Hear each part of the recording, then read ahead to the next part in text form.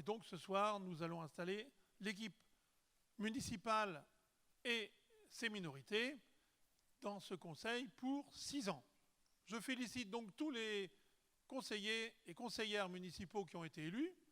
Je félicite particulièrement ceux qui l'ont emporté et leur chef de file. Et donc, je vais procéder à l'appel nominal.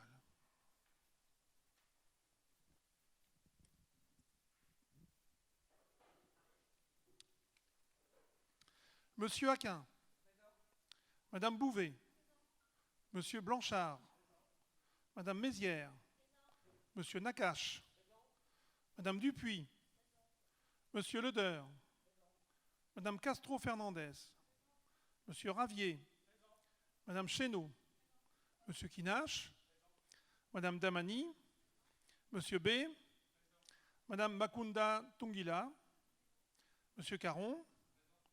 Madame Aparicio Traoré. Monsieur Anour. Madame Dehaze. Monsieur Pichon. Madame Guedj. Monsieur Melo Delgado. Madame Gutiérrez. Monsieur Clément. Madame Bellamar. Monsieur Godard. Madame Santa Cruz Bustamante. Monsieur Larose. Madame Yaya. Monsieur Kebatchev. Madame De Carly. Madame Cozard. Monsieur Eusser. Madame Lacouture. Monsieur Jobert. Et Madame Baril. Donc, tout le monde est présent. Alors, ce constat ayant été fait, je vais passer immédiatement la parole et la présidence provisoire de la séance à Monsieur le doyen. Monsieur Godard, s'il veut bien me rejoindre. Je rejoins ou je reste ici? Vous restez sur place? Oui, oui. Fort bien, merci. Bon. Merci Monsieur Portelli, je suis très honoré de prendre la parole après vous, qui avez porté la lourde charge de maire de la ville d'Ermont. Je vous dis merci pour tout le travail fourni au cours d'un quart de siècle aux commandes de la ville, c'est-à-dire au service des Ermontois.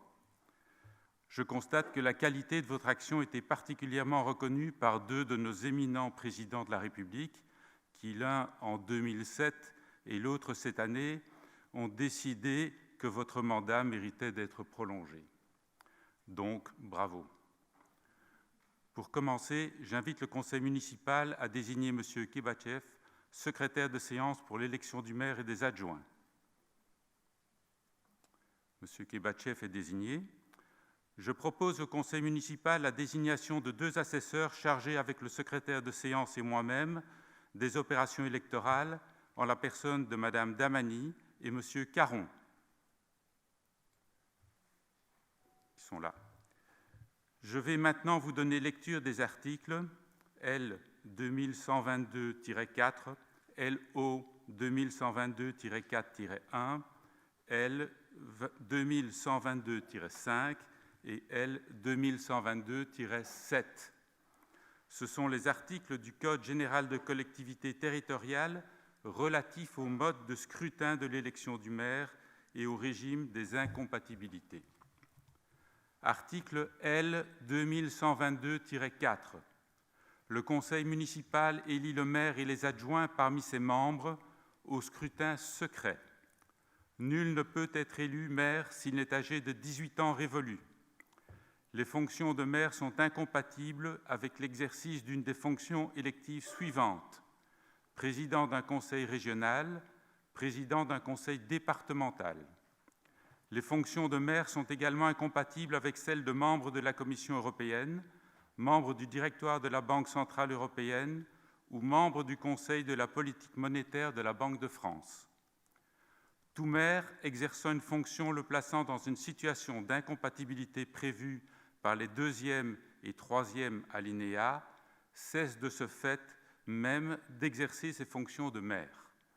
En cas de contestation, l'incompatibilité prend effet à compter de la date à laquelle la décision juridictionnelle confirmant l'élection devient définitive. Article LO 2122-4-1. Le conseiller municipal qui n'a pas la nationalité française ne peut être élu maire ou adjoint. ni en exercer même temporairement les fonctions. Article L. 2122-5.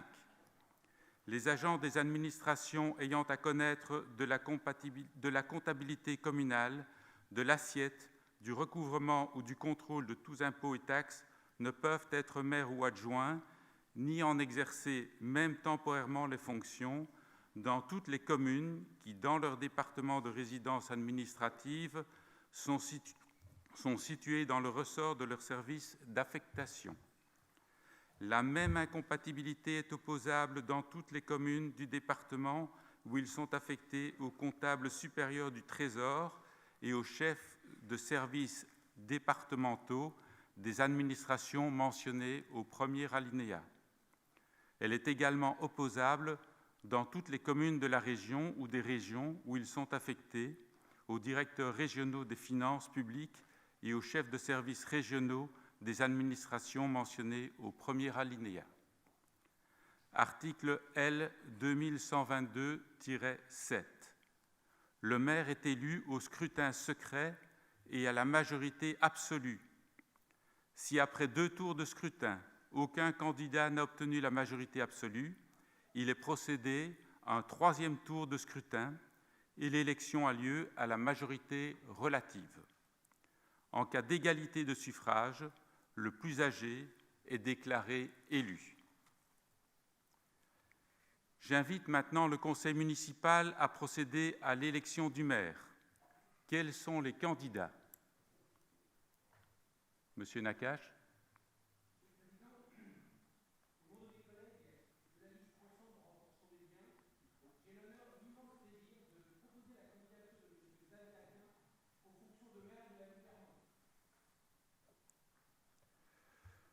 J'ai reçu la candidature de M. Aquin. Y a-t-il d'autres candidats?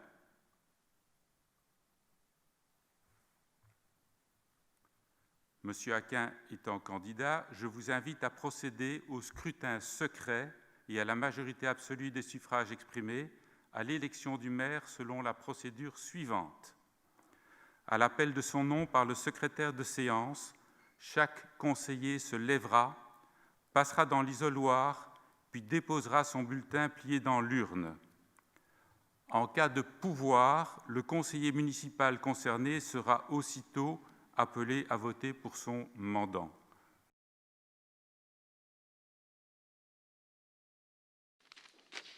Donc le résultat du vote, c'est 30 bulletins en faveur de M. Aquin, 2 bulletins blancs et 3 bulletins nuls.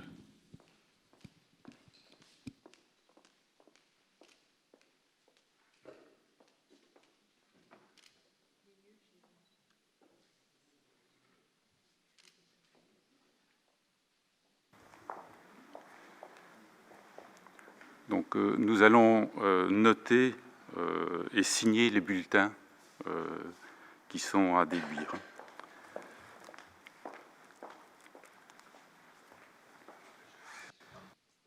Donc, sur le temps qu'on termine les formalités administratives de signature et autres, donc le nombre de votants, c'est 35. Le nombre de bulletins dans l'urne, c'est 35 également.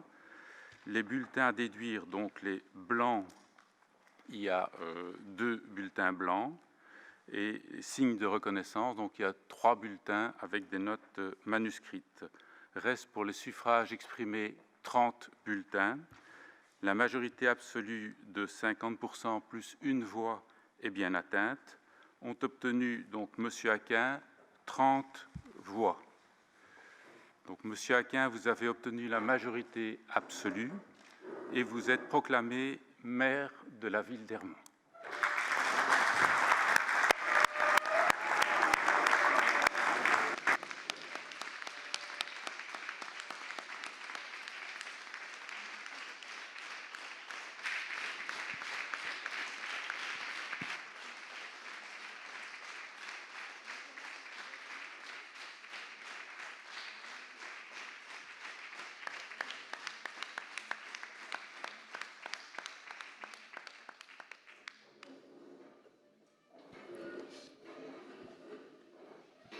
Bon, Avant de quitter le rôle de président de ce conseil, je tiens donc personnellement à féliciter M. Aquin, donc maire, nouveau maire de la ville d'Ermont. Bon, félicitations pour les résultats de l'élection du 15 mars. Félicitations pour votre élection aujourd'hui. Ce succès ne doit rien au hasard. C'est le fruit de votre travail. C'est aussi le fruit de l'action de l'équipe dynamique que vous avez créée. Vous avez choisi des équipiers complémentaires pour constituer une équipe plurigénérationnelle. Maxime à l'âge de mes petits-enfants et vous-même, monsieur le maire, vous avez l'âge de mes enfants. Je ne vous dirai pas l'âge de la seconde de mes filles qui fêtera son anniversaire quelques jours avant le vôtre. Vous nous avez fait travailler tous ensemble tout au long de l'année écoulée pour créer un groupe soudé, uni, adhérent au programme, dessiné dès l'été 2019 et continuellement enrichi. Malgré les difficultés du confinement, cette équipe a gardé et son enthousiasme et sa camaraderie. Cela reflète bien la volonté d'agir pour la ville d'Ermont que vous avez ancrée en chacun des membres de l'équipe que vous animez. Cela nous permet d'être fiers et heureux d'être ici. Encore bravo, monsieur le maire.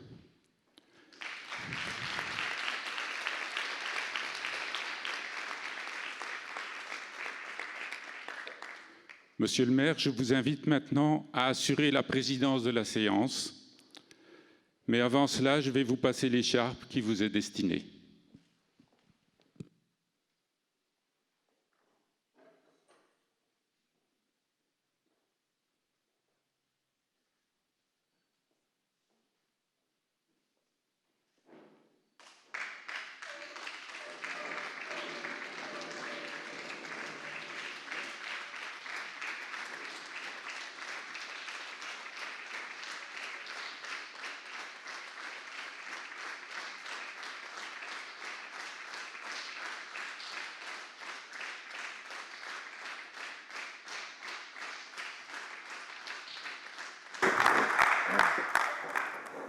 Merci. Merci, chers collègues. Je ne sais pas, je suis désolé, je vais être obligé de m'asseoir pour parler parce que sinon le micro ne prendra pas. Mesdames et messieurs les élus, chers collègues, Madame la directrice générale des services, Mesdames et messieurs les agents de notre collectivité, chers amis, avant de vous prononcer quelques mots, je voudrais partager une pensée émue pour toutes les victimes du Covid-19. Je souhaiterais que nous puissions nous lever et applaudir tous les personnels des services publics et des entreprises privées, qu'ils soient du secteur de la santé, de la sécurité, de la propreté, des commerces alimentaires et autres. Ils se sont tous mobilisés, sans compter ni leurs heures, ni leurs mots. Je vous remercie de vous lever et de les applaudir.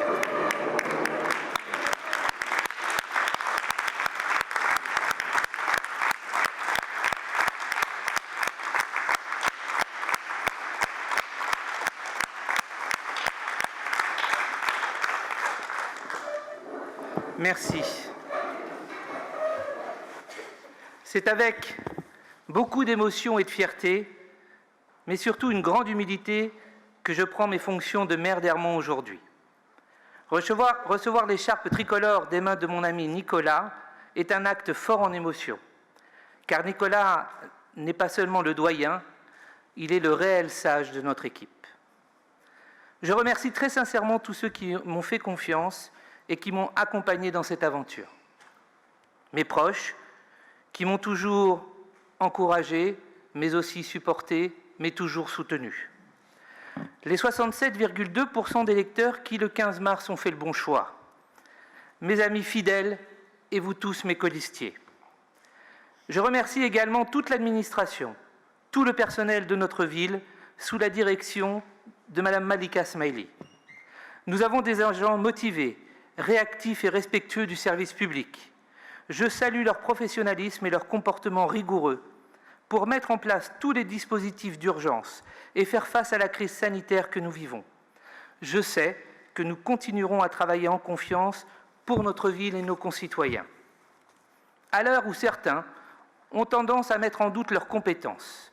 Je veux ici affirmer que nous avons la chance d'avoir une administration à la hauteur des enjeux hermontois. Dans les prochains jours, j'aurai l'occasion de rencontrer tous les agents municipaux et je leur passerai le même message et les remercierai directement. Je tiens à remercier Hugues Portelli pour son engagement et le bilan positif que nous avons pu mettre en avant tout au long de cette campagne électorale. Monsieur le maire a ouvert cette séance du conseil municipal. Il nous laisse maintenant les clés d'une ville aux finances saines, une ville dynamique, une ville influente grâce à ses 30 000 Hermontois. Vous le savez, je suis entré en politique il y a 25 ans. Être maire aujourd'hui n'est pas l'aboutissement d'un parcours personnel, mais la poursuite d'une histoire et le début d'une nouvelle aventure ensemble. J'ai beaucoup appris au cours de tous mes mandats et j'apprends encore tous les jours au contact des élus, des professionnels et des Hermontois que je rencontre, que ce soit au département du Val d'Oise, à la communauté d'agglomération ou dans nos rues d'Hermont. Je suis persuadé qu'administrer une ville ne s'improvise pas.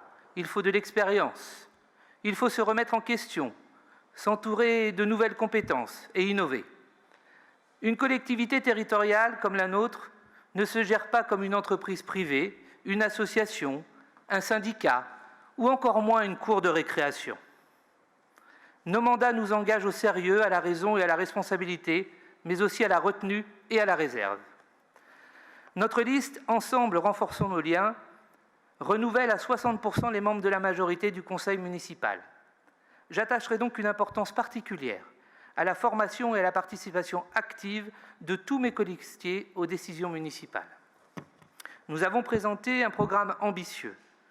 Tous auront une mission à la hauteur de leurs compétences et de leur disponibilité qui nous permettra de réaliser les actions de nos 3 axes forts, l'éducation et les apprentissages, les solidarités, l'attractivité et le cadre de vie.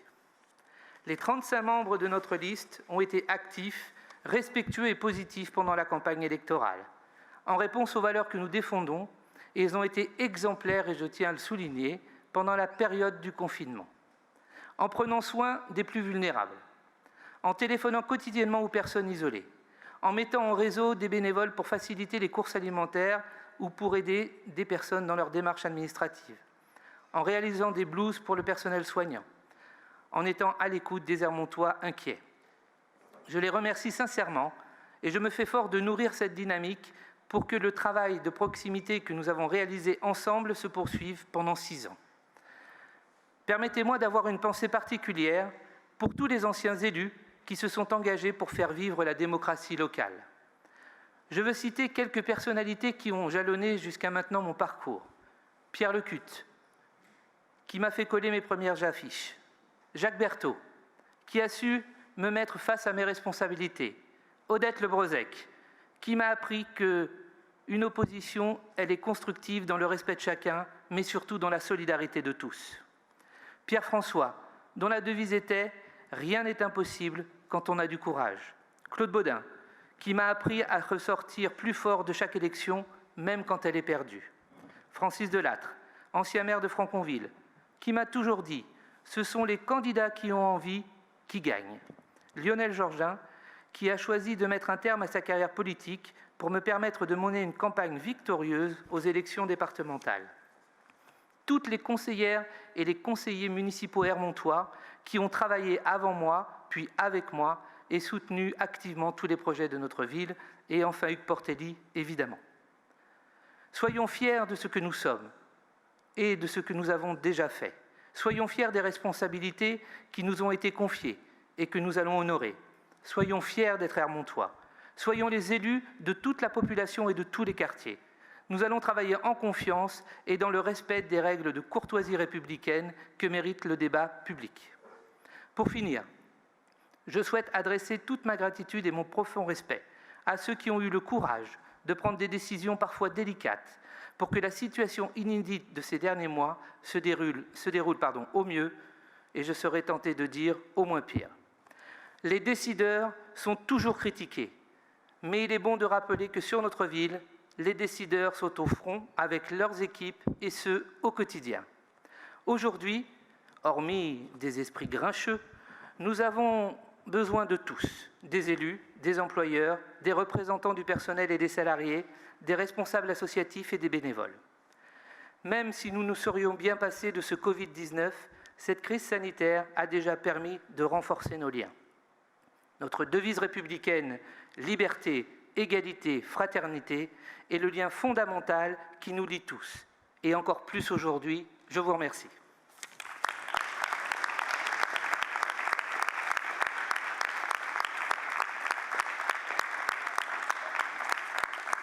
Mes chers collègues, donc pour poursuivre l'ordre du jour, maintenant il s'agit de la fixation du nombre d'adjoints.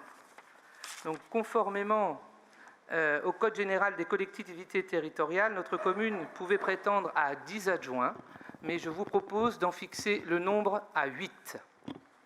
Je vais donc soumettre aux voix. Y a-t-il... Excusez-moi, je voudrais intervenir. Ah pardon, je ne vous avais pas vu. Allez-y. C'est vrai que je suis un peu loin de vous. Les élus Ermont Citoyen La Gauche Rassemblée veut remercier les électrices et les électeurs qui nous ont témoigné leur confiance malgré le contexte sanitaire très anxiogène et le comportement de certains peu propices à la démocratie. Bien que peu nombreux, nous saurons porter la voix du programme que nous avons défendu, axé sur l'écologie, la solidarité et la sauvegarde des services publics qui s'avèrent plus que jamais nécessaires. Nous espérons très sincèrement que cette mandature va se dérouler dans les meilleures conditions.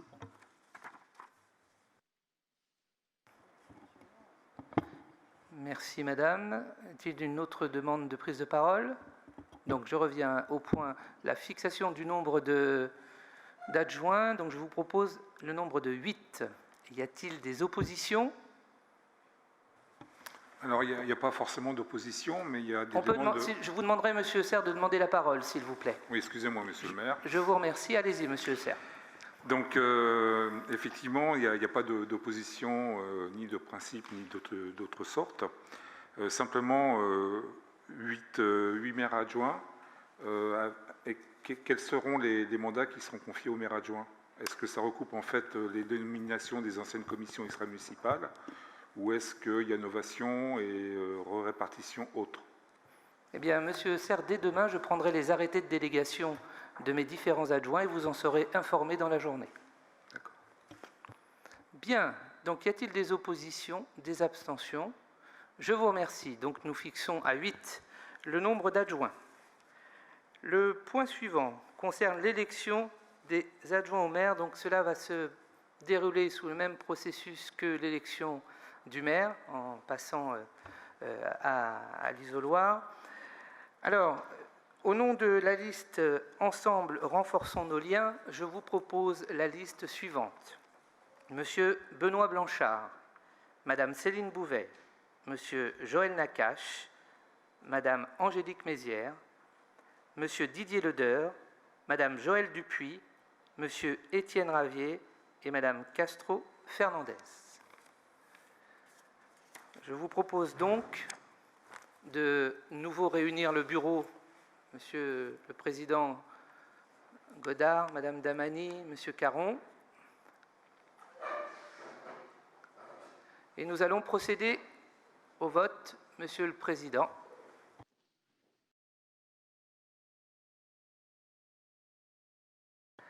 Alors, bulletin dans l'urne, 35. Bulletin blanc, 5. Nombre de suffrages exprimés, 30. Majorité absolue était fixée à 18. La liste « Ensemble, renforçons nos liens » obtient 30 voix. Je déclare donc les 8 adjoints élus. Je vais les appeler un par un pour leur remettre l'écharpe, mais on peut les applaudir. Merci.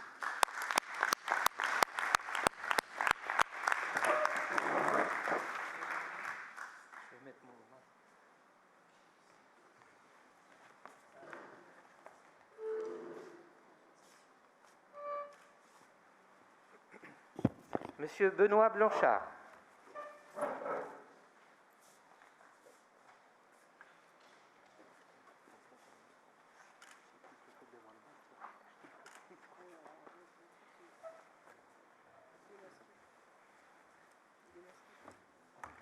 Vous pouvez ne pas le mettre comme je l'ai.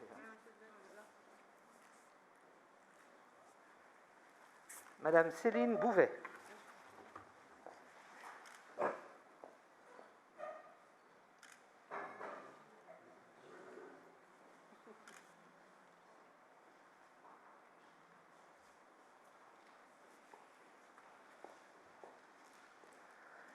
Monsieur Joël Nakache.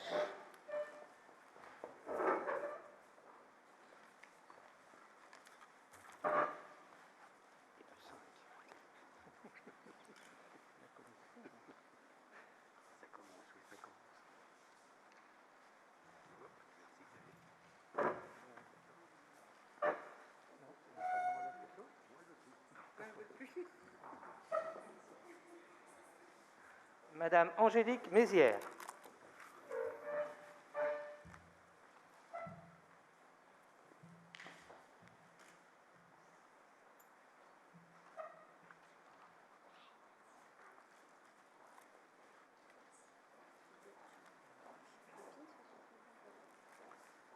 Monsieur Didier Leder.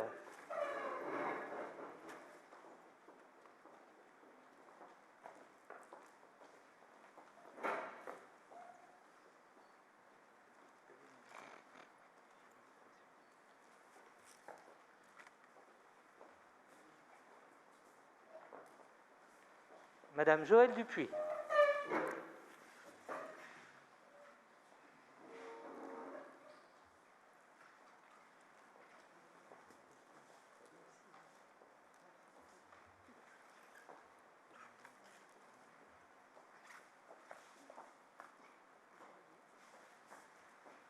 Monsieur Étienne Ravier.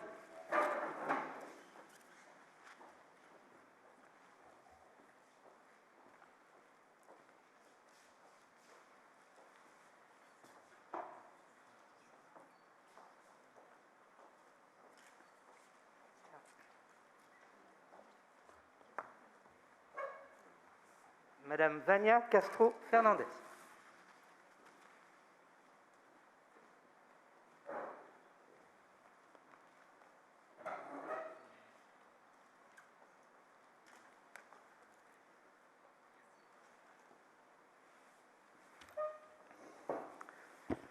Merci à toutes et à tous. Nous allons poursuivre l'ordre du jour.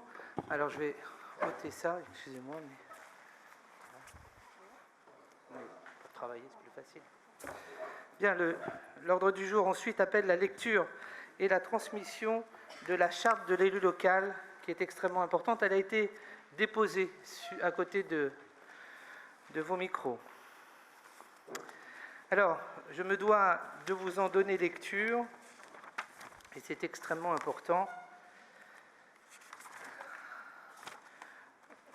Donc, point numéro 1. L'élu local exerce ses fonctions avec impartialité, diligence, dignité, probité et intégrité. 2. Dans l'exercice de son mandat, l'élu local poursuit le seul intérêt général à l'exclusion de tout intérêt qui lui soit personnel, directement ou indirectement, ou de tout autre intérêt particulier. 3. L'élu local veille à prévenir ou à faire cesser immédiatement tout conflit d'intérêts. Lorsque ces intérêts personnels sont en cause dans des affaires soumises à l'organe délibérant dont il est membre, l'élu local s'engage à les faire connaître avant le débat et le vote. Point numéro 4. L'élu local s'engage à ne pas utiliser les ressources et les moyens mis à sa disposition pour l'exercice de son mandat ou de ses fonctions à d'autres fins. 5. Dans l'exercice de ses fonctions, l'élu local s'abstient de prendre des mesures lui accordant un avantage personnel ou professionnel futur après la cessation de son mandat et de ses fonctions. Point numéro 6. L'élu local participe avec assiduité aux réunions de l'organe délibérant et des instances au sein desquelles il a été désigné. Point numéro 7. Issu du suffrage universel, l'élu local est et reste responsable de ses actes pour la durée de son mandat devant l'ensemble des citoyens de la collectivité territoriale à qui il rend compte des actes et décisions pris dans le cadre de ses fonctions. Cette charte est extrêmement importante et je voudrais, à ce propos, chers collègues, vous dire deux mots. Je serai particulièrement vigilant au respect de chacune et de chacun d'entre nous et au fait de se respecter, que ce soit dans cette séance ou sur divers réseaux sociaux. Nous sommes maintenant en charge de notre collectivité. Et lorsque je verrai des insultes envers les uns ou les autres, lisant par-ci par-là BDC en qualifiant ma majorité, je veux lire bande de compétents et pas autre chose, eh bien, je ne m'interdis pas, au nom de la majorité et au nom de la ville d'Ermont, de poursuivre en justice. Je tiens particulièrement que chacune et chacun d'entre nous soit vigilant à respecter ses collègues et surtout à donner une image de l'élu local et de l'élu de la République digne du mandat qui nous a tous été confié par les électeurs d'Ermont. Je vous remercie et je vous demande de bien vouloir prendre acte de la lecture de cette charte. Le point suivant nous amène à l'approbation du procès-verbal de la séance du Conseil municipal du 29 janvier 2020. Alors, un certain nombre d'entre nous n'étaient pas, enfin d'entre vous, pardon, n'étaient pas présents à ce Conseil parce que non élus. Y a-t-il des remarques sur ce procès-verbal que chacune et chacun a dû lire avec beaucoup d'attention? Madame Cozard. Oui, justement, nous ne comprenons pas pourquoi, parce que normalement, dans les séances, les anciens sont là au moins pour approuver un document, par exemple, en l'occurrence, là, pour le procès-verbal. C'est surprenant qu'ils ne soient pas là pour pouvoir l'approuver. Donc, nous, aujourd'hui, nous sommes dans l'incapacité de le faire. C'est un point qui a été mis à l'ordre du jour par M. Portelli, l'ancien maire, et vous auriez très bien pu, vous, ne pas le mettre à l'ordre du jour, et puis, à la limite, lors d'un autre conseil municipal, demander aux participants antérieurs d'être présents. Voilà.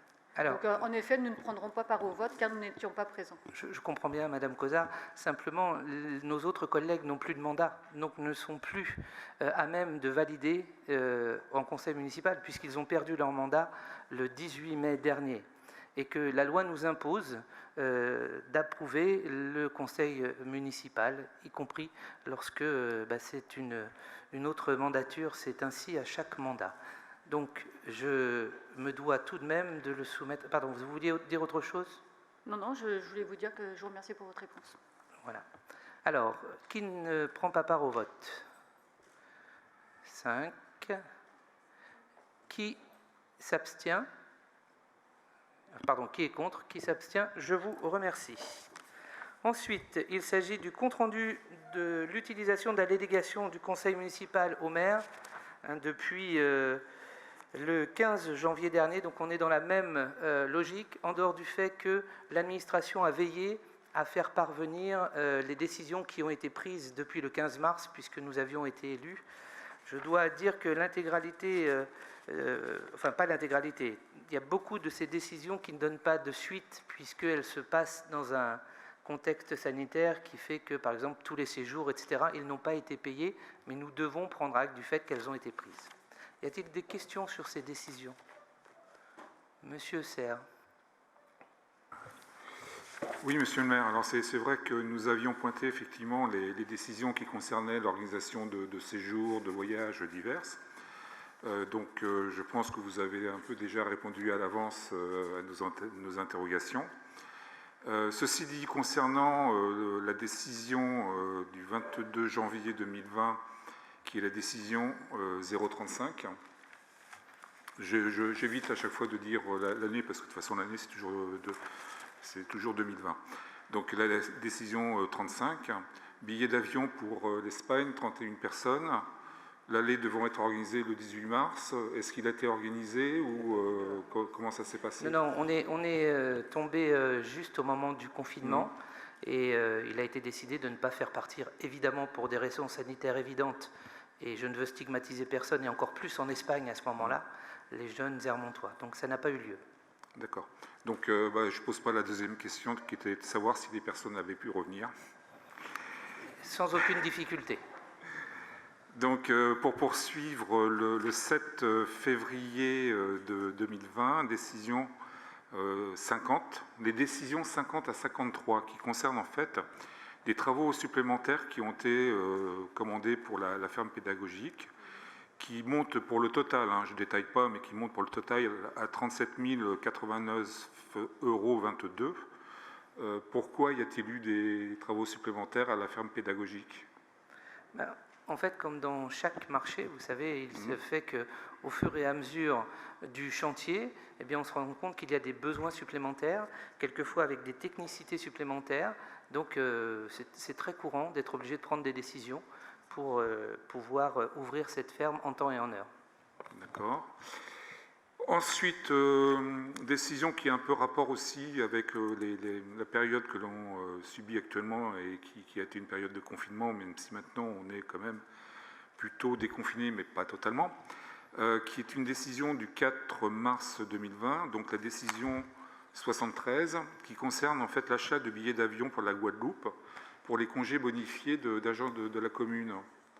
Est-ce que les congés bonifiés sont mis en cause du coup? Parce que je suppose que les billets du coup ne sont pas pris. Nous sommes suspendus à la décision du gouvernement dans le domaine. D'accord. Voilà. Okay. Ensuite, on va passer à la décision qui est un peu celle qui nous pose quand même le plus de problèmes, parce qu'en fait, elle concerne aussi un débat qu'on va avoir sur un autre texte qui nous sera soumis tout à l'heure, qui est en fait une décision du 12 mars 2020, qui est un ensemble de décisions qui va de 112 à 117 et qui concerne la fusion et des dissolutions de régies comptables. Alors, le commentaire que je voudrais faire, c'est que, a priori, si on regarde en fait le Code général des collectivités territoriales, l'article de référence pour les délégations du conseil municipal au maire, le maire n'avait pas délégation pour dissoudre ou modifier des régies comptables. Voilà. Si on reprend le texte qui a été repris, qui figure dans les délégations, il n'avait qu'un seul mandat, qui était le mandat de créer les commissions. Le restant étant du ressort du conseil municipal. Donc voilà, c'est une observation que je fais, qui bien sûr sera un rappel que l'on fera si on discute aujourd'hui des délégations au maire. Alors, il semble, mais on vous fera parvenir, que dans l'arrêté, il y avait la possibilité de dissoudre les régies, et c'est une demande du trésorier payeur qui nous a demandé de dissoudre les régies. Voilà. Oui, alors ça aurait dû passer au conseil municipal, puisqu'il n'y avait pas de délégation maire. On va vérifier tout ça, puis on vous le donnera. Et puis, comme vous avez lu l'ordre du jour, vous savez qu'il y a ensuite les délégations données à monsieur le maire. Voilà, c'est pour ça que je vous fais remarquer que ça ressort, en fait, ça ressortira sur le débat qui sera à suivre. Ensuite, ça sera la dernière que je vais vous présenter, qui est une décision du 13 mars 2020, bien sûr, et qui est la décision 121, et qui concerne l'enfouissement d'une ligne électrique basse tension à la rue Michelet. Bon, donc, si on n'a pas de commentaire à faire, on aimerait bien savoir pourquoi il y a eu le financement et ces travaux d'enfouissement de lignes de basse tension. Alors, c'était pour pouvoir poser des bornes enterrées. Voilà, c'était en fait... Des bornes de... Oui, des bornes de collecte enterrées. D'accord. Voilà. Okay. Donc il fallait procéder à ces travaux pour que Emeraude puisse les implanter. D'accord. Voilà, c'était tout pour nous. Merci. Y a-t-il d'autres demandes d'intervention? Non. Donc voilà le compte-rendu. Le point suivant concerne la délégation du conseil municipal au maire en application des articles L 2122-2 et L 2122-23 du Code général des collectivités territoriales. Excusez-moi, monsieur Aquin, s'il vous plaît. Oui, madame. Nous souhaiterions que ce point soit remis à un conseil municipal ultérieur, si vous acceptez. Alors, je vais être obligé de refuser, chère madame, parce que avec ce que nous venons de vivre, la période où nous avons été obligés de prendre beaucoup de décisions sans pouvoir nous réunir, je souhaite évidemment qu'il ne se passe rien et qu'il n'y ait pas de rebond d'épidémie, mais il faut absolument que le maire de la collectivité ait les délégations nécessaires pour faire vivre la collectivité et pouvoir prendre les décisions nécessaires si on ne peut pas se réunir sous un délai raisonnable. D'ailleurs, c'était autorisé dans l'ordonnance et dans le décret, justement à ces fins. Ah non, ça, je ne doute pas que c'était tout à fait autorisé. Simplement, c'était juste une demande que nous formulions. Après, bon, vous êtes décideur, il n'y a pas de souci. Donc, je ne vais pas vous relire l'intégralité des points de délégation. Il y en a 29, mais si vous le souhaitez, évidemment, je répondrai à vos questions ou à vos observations concernant ces délégations qui sont des délégations prévues dans le code des collectivités territoriales. Y a-t-il des questions, monsieur Eusser? Oui, tout à fait. Donc, puisqu'on discute, on va discuter donc des délégations qui sont données au maire. Donc on a un certain nombre d'observations à faire et un certain nombre de propositions d'amendements en fait, à vous présenter. Sachant qu'il était difficile, par exemple, de vous présenter des amendements par écrit, puisqu'il n'y avait pas de règlement intérieur, et que les projets étaient signés par le maire précédent. Et donc, c'était difficile pour nous, en plus en période de confinement, de nous rencontrer, de travailler et d'être, je vais dire, positif dans notre proposition. Donc, on ne va pas passer au peigne tous les articles concernés. On ne va surtout pas réécrire la loi. Voilà. Donc, la première observation qu'on va vous faire concerne l'article 2, qui en fait est une demande d'explication. Donc ça concerne en fait les tarifs des droits de voirie, de stationnement, dépôts temporaires sur les voies publiques, etc. Le CGCT, donc le Code général des collectivités territoriales, n'apporte en fait dans sa rédaction aucune contrainte de montant ni de domaine. Donc qu'apporte en fait dans la version qu'en fait votre projet, qu'apporte en fait l'absence de limitation de montant, donc de ces tarifs, et qu'apporte aussi l'absence de restriction de domaine. Voilà, tout ça, c'est une des interrogations sur lesquelles on voudrait avoir des réponses. Et observation supplémentaire concernant cet article, le Code général prévoit des modulations suivant les procédures qui sont utilisées, donc procédures dématérialisées ou procédures plus traditionnelles. Pourquoi ne pas avoir repris ces dispositions qui étaient pourtant dans le Code général des collectivités territoriales?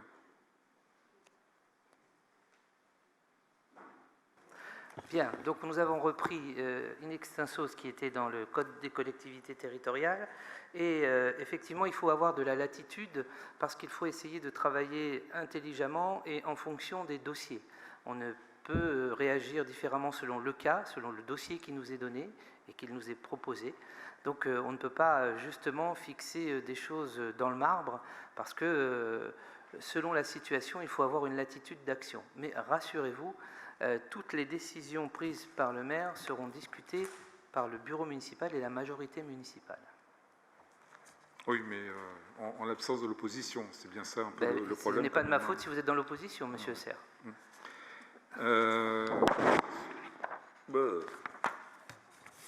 Ensuite, on va passer à l'article 3, mais ne vous inquiétez pas, il n'y a pas des observations sur tous les articles. Donc, en fait, vous précisez dans cet article, vous avez rajouté par rapport au Code général des collectivités territoriales, une parenthèse qui est dans la limite des crédits inscrits au R 1641. Alors bon, je me suis un peu posé des questions pour savoir ce qu'était le R 1641. Je ne sais pas s'il y a beaucoup de conseillers qui se sont donné cette peine-là. Toujours est-il que j'ai trouvé que c'était en fait un article du budget qui figurait au chapitre 16 des recettes du budget communal et qui en fait est un article concernant les emprunts et les dettes assimilées, si je me souviens bien. Donc, qu'apporte cette référence? Parce que de toute façon, la réalisation des emprunts sont destinés aux investissements qui sont prévus par le budget. Donc pourquoi préciser dans la limite des crédits inscrits au R 1641? Bon, ça ne changera pas grand-chose de le retirer, mais bon, ça serait un peu plus simple d'avoir une lecture plus simplifiée et plus claire des choses. Bon, je poursuis. Allez-y, je répondrai en une fois à tout. Donc je poursuis sur le sujet, sur l'article 4, où on vous propose de supprimer la fin qui est « et ce sans limite de montant », puisque ça laisse là, véritablement une attitude qui est très importante, et puis qui est très contradictoire avec l'ensemble du texte, parce que les crédits qui sont inscrits au budget ne peuvent pas être engagés au-delà du montant voté. Voilà, donc ils sont donc limités par nature. Donc pourquoi rajouter « et ce sans limitation de montant » puisque de toute façon le budget limite les montants qui sont prévus en dépenses, ou en recettes d'ailleurs. Ensuite, on passe au 7e mois. Donc c'est là où en fait on revient à ce que j'exprimais tout à l'heure au sujet des délégations du maire et au sujet de la possibilité de créer des régies comptables. Le Code général des collectivités territoriales dit de créer, donc le maire est habilité à créer, modifier ou supprimer les régies comptables nécessaires au fonctionnement des services municipaux. Or, vous nous proposez une autre version qui est créer les régies comptables nécessaires au fonctionnement des services.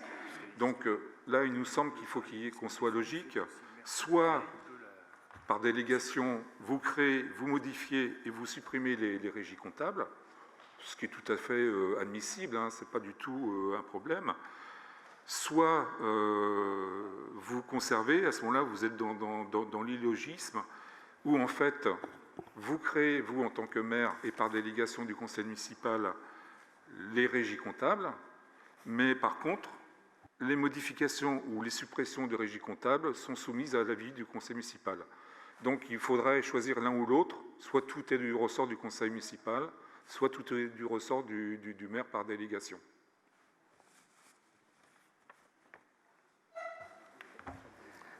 Vous me ferez une réponse globale? Oui, je note au fur et à mesure. D'accord.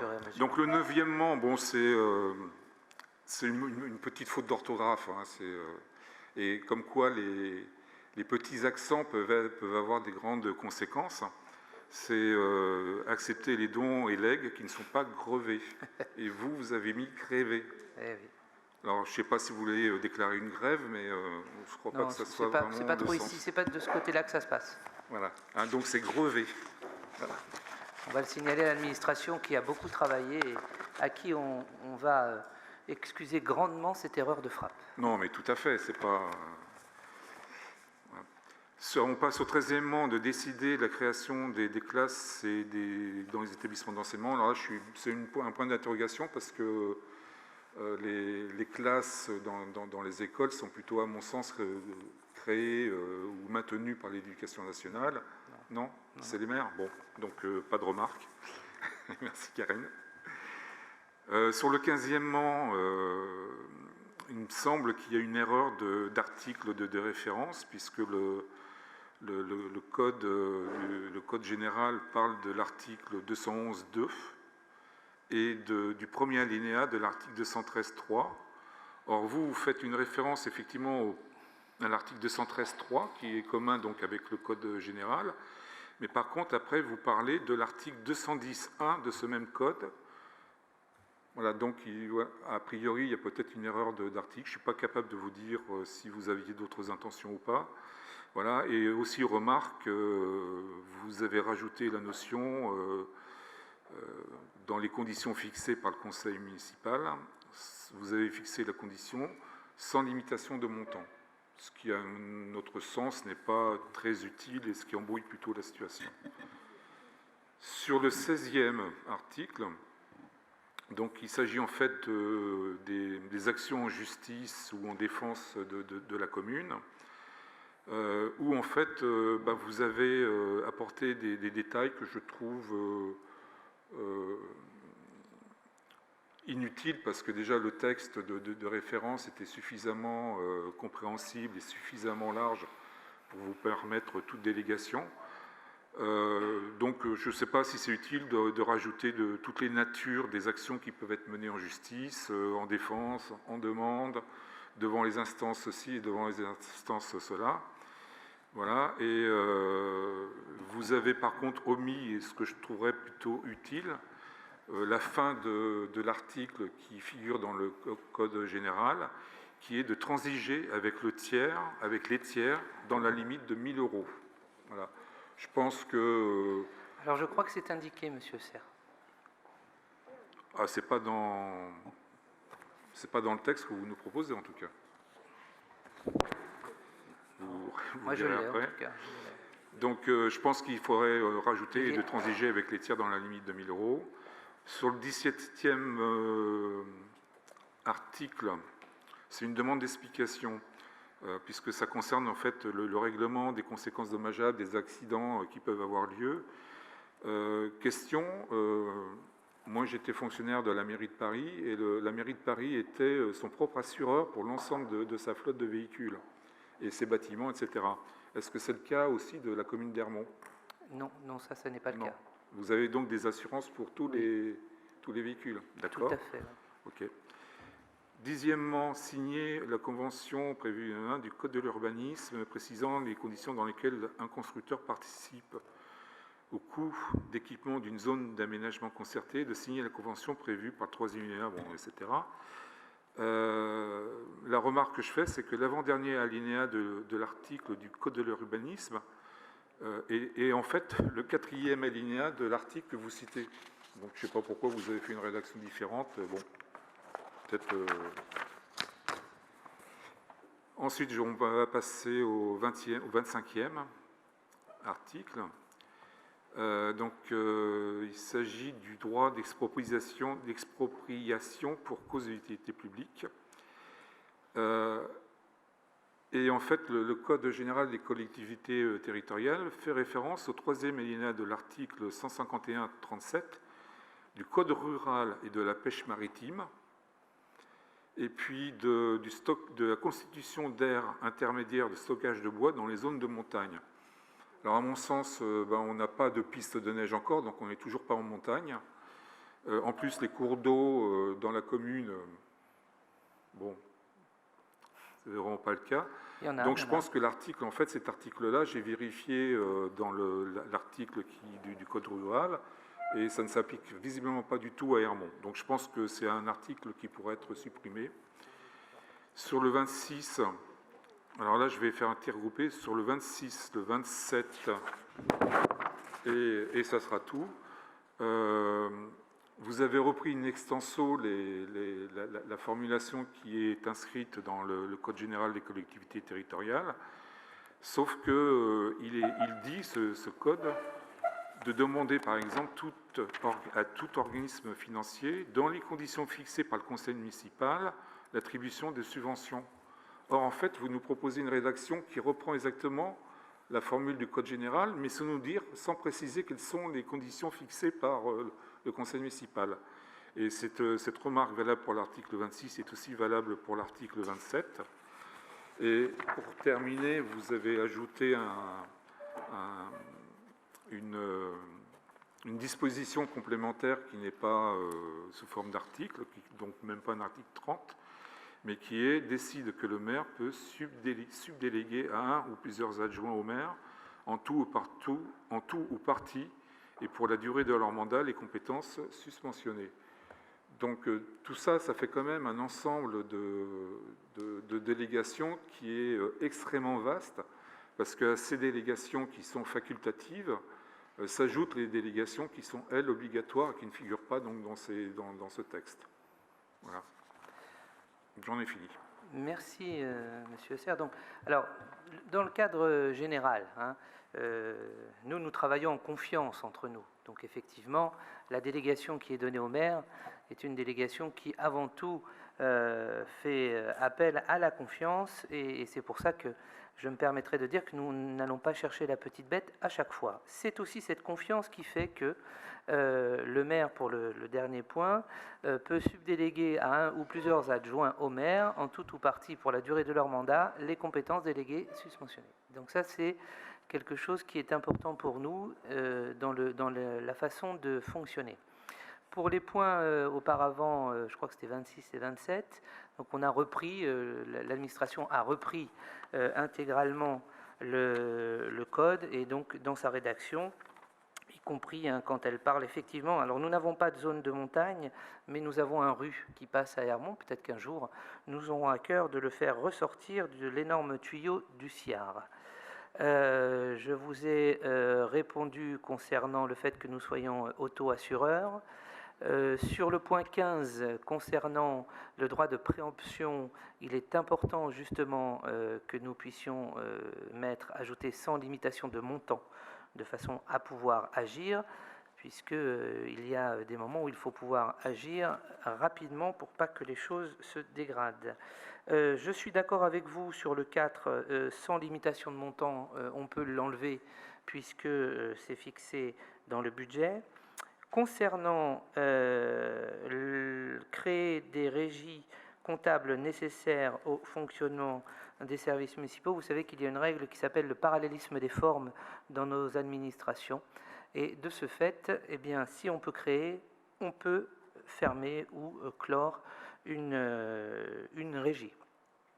Alors, pour les emprunts, c'est un principe de la comptabilité publique, l'universalité budgétaire. Toutes les recettes couvrent toutes les dépenses, donc un emprunt n'est pas forcément lié à une dépense précise. Et quelquefois, ça n'est pas le cas actuellement, mais lorsque je présidais l'agglomération, nous avions que très peu de temps pour nous positionner sur un taux d'emprunt, par exemple, et pour débloquer une ligne budgétaire. Donc ça semble important pour pouvoir travailler, d'avoir ces libertés. Voilà, Monsieur Serre. Y a-t-il d'autres demandes d'intervention, chers collègues? Je vais donc soumettre aux voix ces délégations. Y a-t-il une opposition? 5 oppositions. Abstention. Je vous remercie, chers collègues. Le point suivant concerne l'approbation du règlement intérieur du Conseil municipal. Donc là encore, je pense que M. Serre a fait la lecture intégrale du règlement intérieur du Conseil municipal et que, par contre, je vous proposerai que nous ne regardions pas article par article, mais que vous puissiez nous faire les réflexions ou les remarques que vous jugez utiles. Madame Cozard. Voilà. Alors, rassurez-vous, on ne reprendra pas point par point. Nous vous demandons, comme le point précédent, de le remettre à un prochain conseil municipal, sachant que nous avons 6 mois pour le mettre en place, donc il n'y a pas vraiment urgence.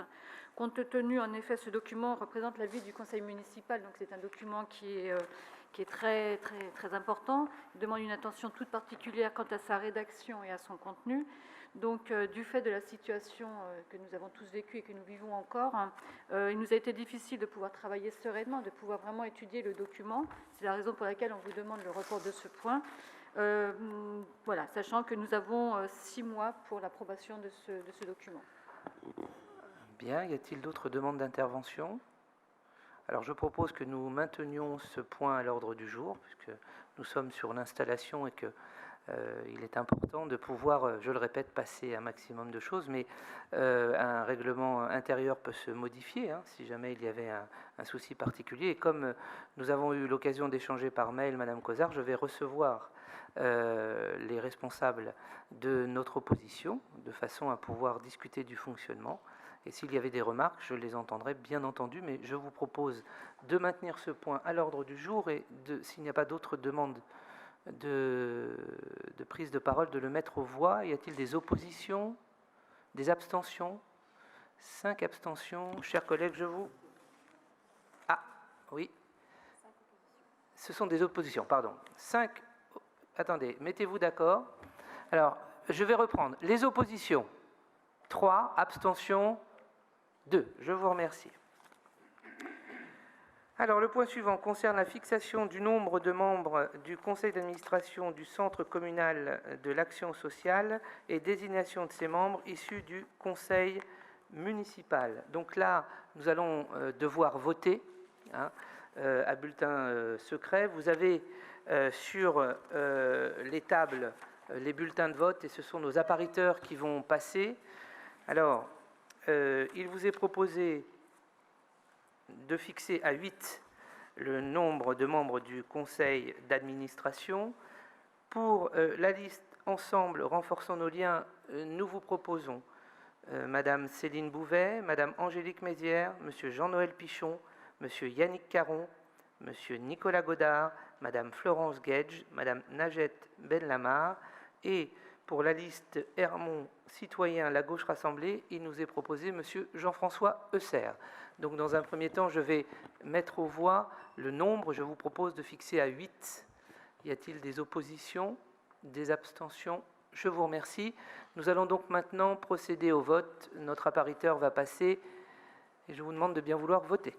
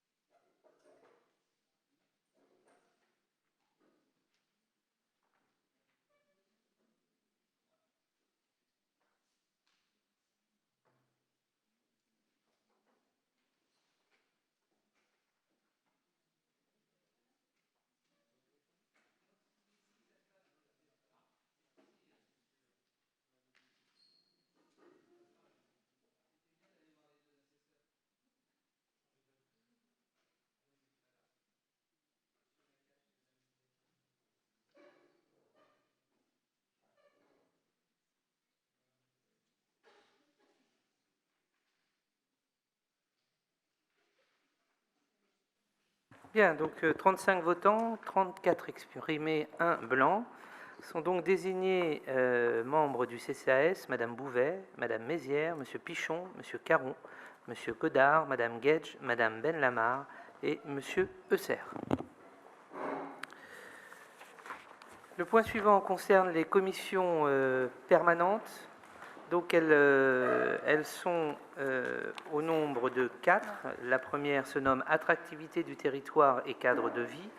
La deuxième, Éducation et apprentissage. La troisième, Solidarité et cohésion sociale. Et la quatrième, Affaires générales et finances.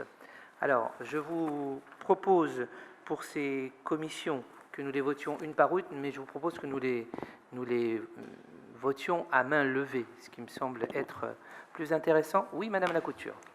Oui. Une remarque et une question, si vous me permettez.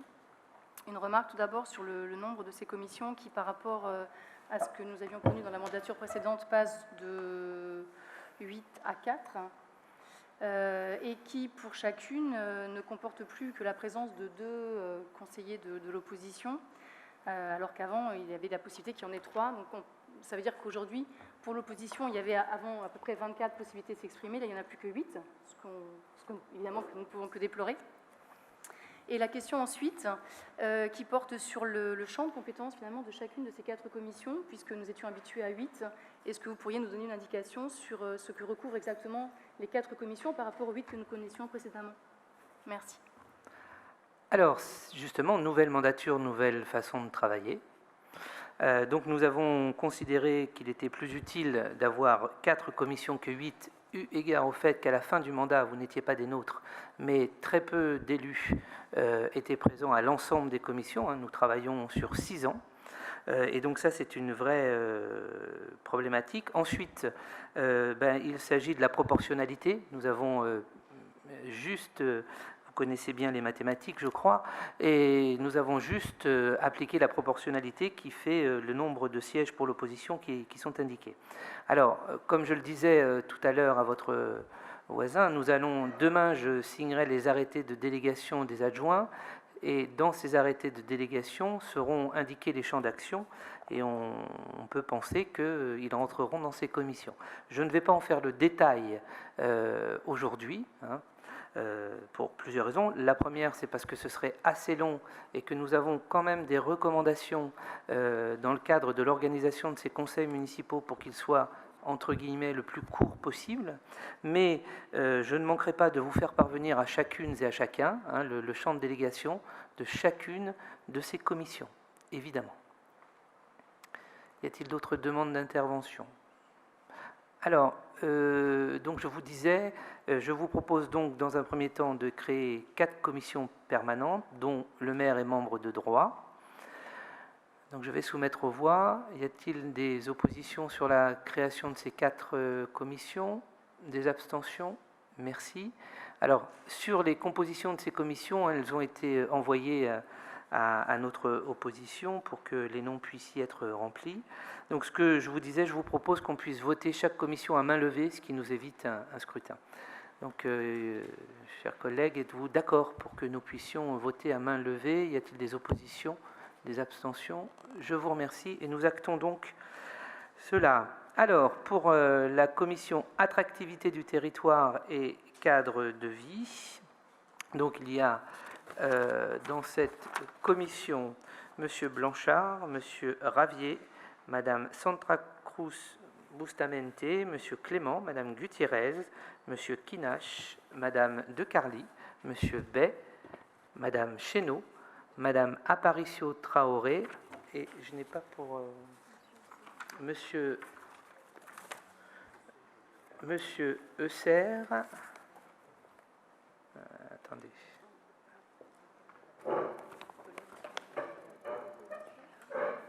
Ah, pardon. Monsieur Eusser et Monsieur Jobert, c'est bien ça? Voilà, donc je vais mettre aux voix. Y a-t-il des oppositions, des abstentions? Je vous remercie.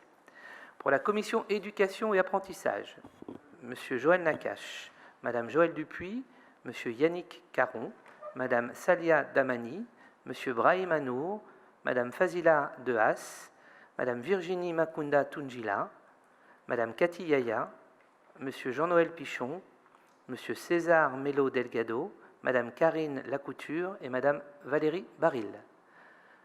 Y a-t-il des oppositions, des abstentions? Je vous remercie.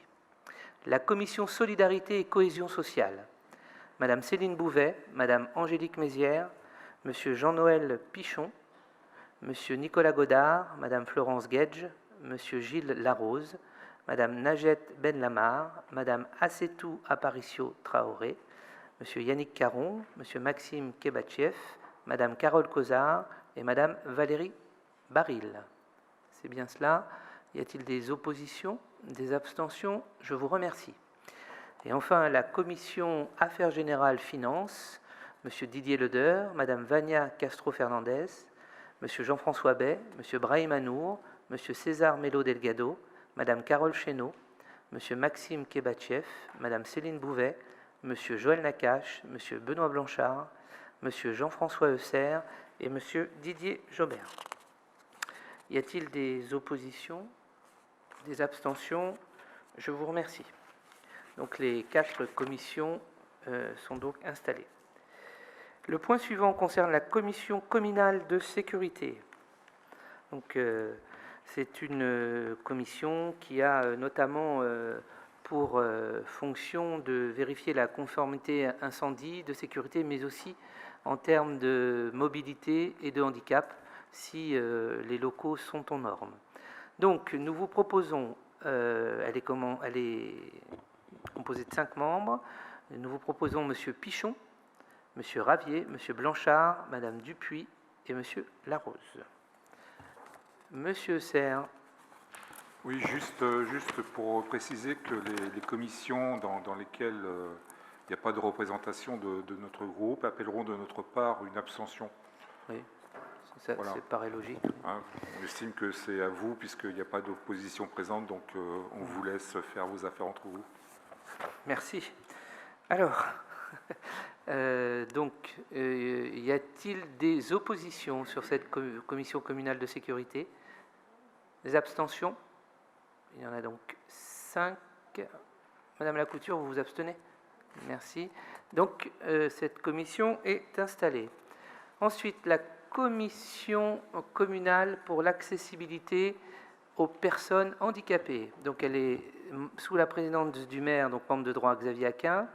Il y a donc 5 représentants élus. Nous vous proposons M. Pichon, M. Blanchard, M. Ravier, Mme Aparicio Traoré et Mme Cozard.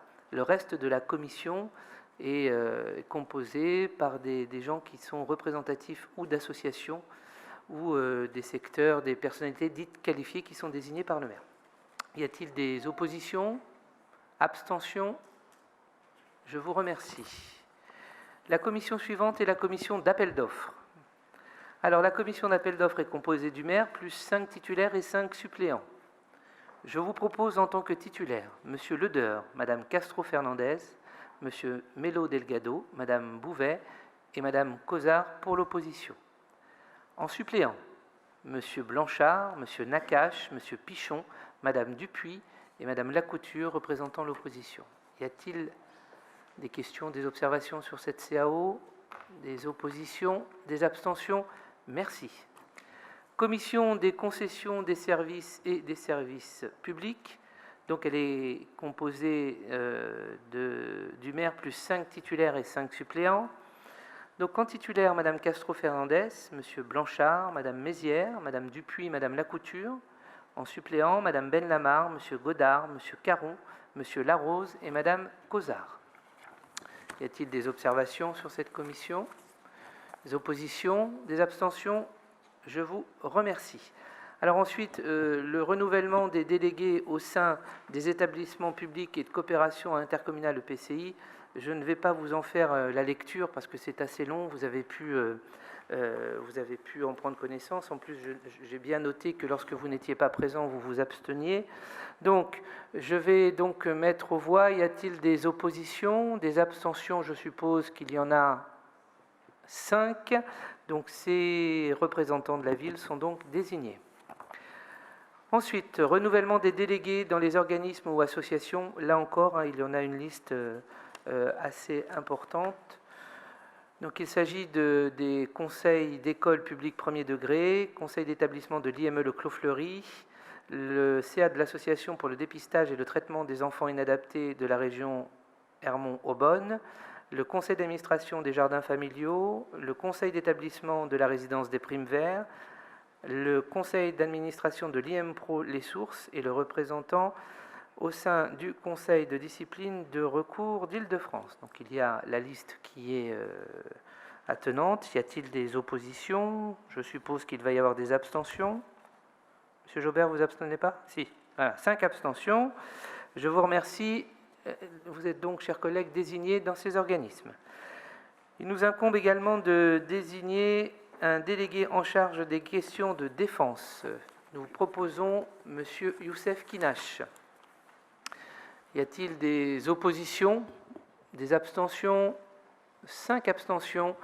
Je vous remercie, monsieur Kinache, vous êtes donc notre délégué. Ensuite, composition de la commission ad hoc relative aux locaux à usage commercial. Donc cette commission, elle est composée du maire et de l'adjoint en charge des commerces. Et ensuite, il y a des personnalités désignées, personnalités dites compétentes désignées par le maire. Donc le maire, c'est donc moi, Xavier Aquin, et je vous propose monsieur Benoît Blanchard. Y a-t-il des oppositions, abstentions? 5. Je vous remercie. Commission d'études relatives au marché d'approvisionnement Saint-Flève. Donc, il y a dans cette commission 5 représentants élus. Il y a donc 4 de la majorité et une personne de l'opposition. Il y a donc M. Nakache, M. Blanchard, M. Kinache, Mme Decarly et Mme Cozard. Et ensuite, ce sont des personnalités qualifiées ou du délégataire. Y a-t-il des oppositions, des abstentions? Non, je vous remercie. Et enfin, désignation des délégués du conseil municipal au sein des instances demandant une représentativité intercommunale et municipale. Donc ça, c'est en partenariat avec l'agglomération. Il s'agit pour la plupart de syndicats. Il y a le SIAR, il y a le CEDIF, le collège Saint-Exupéry, le collège Jules Ferry, le lycée Van Gogh, le lycée Gustave Eiffel, Ferdinand Buisson, le syndicat Émeraude, l'association Clé et l'Appel-Nain. Donc je ne vais pas vous donner toute la liste. Y a-t-il des oppositions? Il y aura donc des abstentions. Merci. Vous êtes donc, chers collègues, désignés dans ces instances. Voilà, nous avons donc procédé aux désignations et à l'institution des commissions. Alors le point suivant concerne... attendez... Les indemnités. Attendez, j'y arrive. Approbation et fixation des indemnités de fonction des élus au conseil municipal. Donc vous avez eu le tableau des indemnités qui ont été indiquées. Nous avons souhaité, comme dans l'ancien mandat, que chaque élu ait une indemnité. Je tiens à ajouter que j'ai demandé à ce que la ville fasse l'acquisition pour chacune et chacun d'entre vous d'un ordinateur portable dédié spécifiquement au conseil municipal. Donc on vous contactera pour vous le remettre contre une décharge, une charte. Il n'y aura que ce qui concerne la ville, car nous avons, je pense qu'il faut que chacun ait les conditions de travail, et il sera également équipé d'un moyen de visioconférence sécurisé, si nous devions, ce que je ne souhaite pas, être obligés à un moment ou à un autre, de nouveau, de nous réunir en visioconférence. Donc tout cela, le service informatique et le cabinet des élus fera le nécessaire pour vous contacter. Il me semblait important que chacune et chacun ait ce qu'il faut. Donc, par contre, ce que je vous demanderai, c'est évidemment d'utiliser cet ordinateur. Nous ne pouvons pas faire en sorte de basculer tous les logiciels de la ville sur un ordinateur personnel ou professionnel. Je trouve que c'est beaucoup plus fiable pour travailler, et c'est ce qui se fait de plus en plus. Voilà, donc concernant les indemnités d'élus, y a-t-il des questions? Non. Alors, je vais mettre aux voix. Y a-t-il des oppositions? Des abstentions? 3, 4, Madame Baril, 5. Il va falloir... Je ne vous dirai pas à chaque fois quand il faut voter contre, quand même. Donc, il y a... C'est à l'unanimité. Je vous remercie. Mise à disposition d'un assistant social par le Centre interdépartemental de gestion de la Grande Couronne de la région Île-de-France pour le personnel communal. Donc, il s'agit donc d'un assistant social qui est mis à disposition par le CIG, et Dieu sait qu'en ce moment nous en avons eu besoin puisqu'il a été très très sollicité. La dernière convention prenait fin le 7 mars 2020 et donc il convient de la renouveler. Cette personne fait 4 vacations journalières de 8 heures par mois pour un coût mensuel de 1 634 €. Et peut-être que nous serons amenés à augmenter cette demande si, à la suite de la reprise des activités de la commune, il s'avérait nécessaire, notamment pour les agents qui ont été, entre guillemets, au front pendant tout ce confinement et qui ont assuré la bonne continuité du service public. Y a-t-il des questions sur cette convention? Des oppositions? Des abstentions? Je vous remercie. L'ordre du jour est arrivé à son terme. Je vous remercie de votre participation. Je voudrais remercier très chaleureusement les services de la ville pour l'organisation rapide et efficace de ce conseil municipal. Dans des conditions techniques complexes, je sais qu'ils y ont travaillé jusqu'à peu de temps avant notre arrivée, le service informatique, le service communication. Je voudrais remercier très très chaleureusement Mustapha Areda qui nous a filmés, et ce bénévolement pendant toute la soirée. C'est important d'avoir des gens sur qui on peut compter, et en tout cas, aujourd'hui encore, notre administration nous a prouvé qu'elle était compétente, efficace et disponible, et que nous pouvons nous en enorgueillir pour pouvoir gérer notre collectivité. Nous aurons à nous revoir normalement courant du mois de juin, notamment pour le compte administratif. Chers collègues, je vous souhaite une bonne soirée.